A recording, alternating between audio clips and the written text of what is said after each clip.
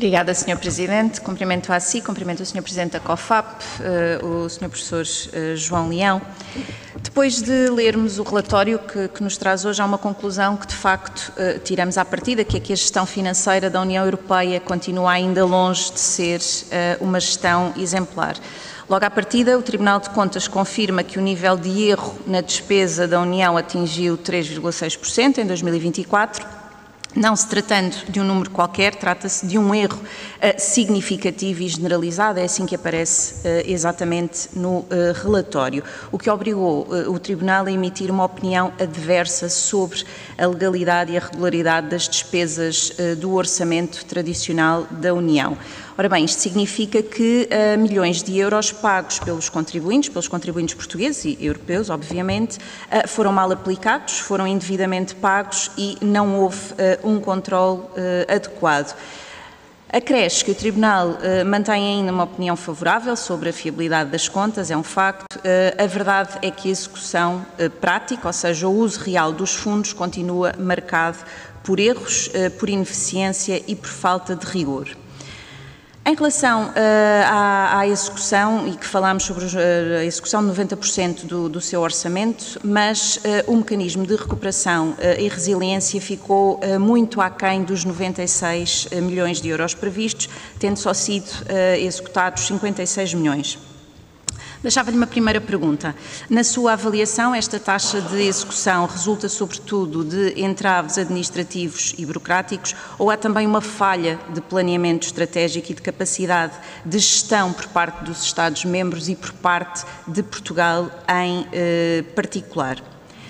Em relação à taxa de absorção dos fundos estruturais 21-27, foi apenas de 7% e Portugal está entre os piores países, com uma taxa de 3,3%. Como no ciclo anterior, ou seja, 14-20, a execução destes fundos só acelera no final dos prazos. Isto reflete um problema estrutural ao nível de governação, com excesso de burocracia, falta de planeamento e a fraca responsabilização, ou seja, não existe uma responsabilização direta pela não aplicação ou execução dentro dos prazos que são exigidos. Tendo em conta estes números, considera que o modelo atual de gestão partilhada entre Bruxelas e os Estados-membros está esgotado ou é este que deve de ser e que devemos de continuar a implementar? Em relação à questão dos erros da fraude e da transparência, apontada por si também na sua intervenção inicial, em 2024 o Tribunal de Contas Europeu comunicou 26 casos de suspeita de fraude, 19 através ao OLAF e 7 detectados em auditorias. Quase metade dos erros, 49%, resulta de despesas não elegíveis.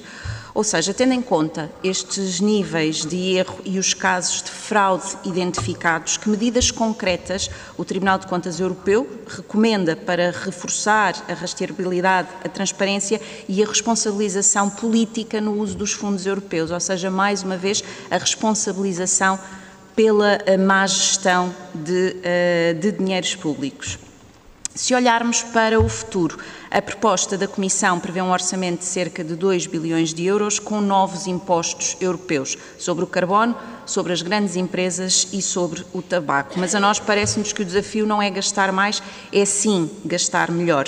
Há pouco falávamos também do sistema de marcos e metas herdado do MRR e que ainda apresenta fragilidades na definição e medição dos resultados, abrindo assim espaço para manipulações políticas e parece-nos que a prioridade deve de ser a maior eficiência, o rigor, a responsabilidade no uso dos recursos. Para terminar, deixar-lhe uma última questão que tem a ver com o facto de o Tribunal de Contas não ter detectado qualquer indício de suspeita de fraude relacionada com as verbas da União Europeia em Portugal, mas foram detectados erros quantificáveis, palavras do Sr. Professor. E a minha última pergunta é: quanto é que custaram a Portugal esses erros? Obrigada.